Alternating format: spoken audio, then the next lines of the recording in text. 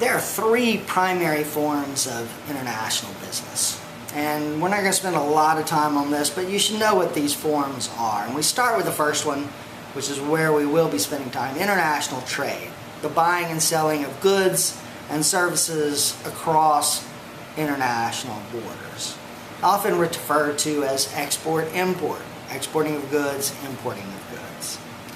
Now, exporting consists of shipping goods or rendering services to a foreign buyer in a foreign country. That's what export is.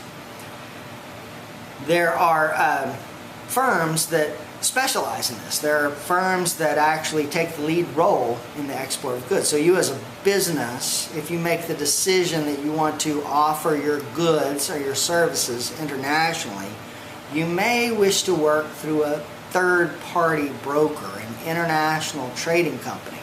And this would be a company that specializes in import and export.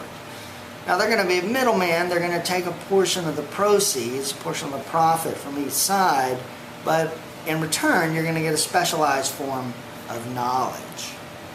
These export-import companies are usually independent firms that take on all of the export-related duties of manufacturers or producers or anyone exporting goods. Now, the next form of international business is the licensing and protection of intellectual property rights. Intellectual property rights relate to things like patents and trademarks and copyrights. And of course, this is a huge business, and it's a huge specialized form of business. The idea of licensing those intellectual property. It's property that is created and not that comes out of whole cloth, out of someone's head.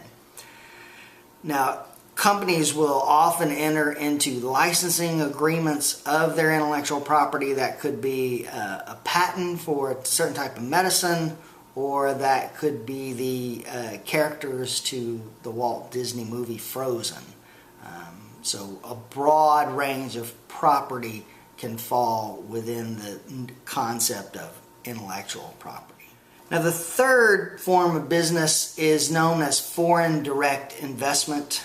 Foreign direct investment refers to an entity's ownership and operation of the productive assets of an ongoing business. So if for instance, a U.S. company acquires a company based in France, and that company in France continues to do business as a subsidiary of the United States company, that's an example of foreign direct investment. Foreign direct investments are active investments as opposed to passive investments like stock ownership. Now, there are different ways of accomplishing foreign direct investment. We're not going to spend a lot of time on that, but there are things like opening a foreign branch, acquiring a foreign subsidiary, or entering into a joint venture. Joint venture agreements are a form of partnership agreements, and this is commonly executed in the international business world. What it does is it provides one party will bring the money, the capital, the assets. Oftentimes the other party will have the knowledge or the skills or the special experience.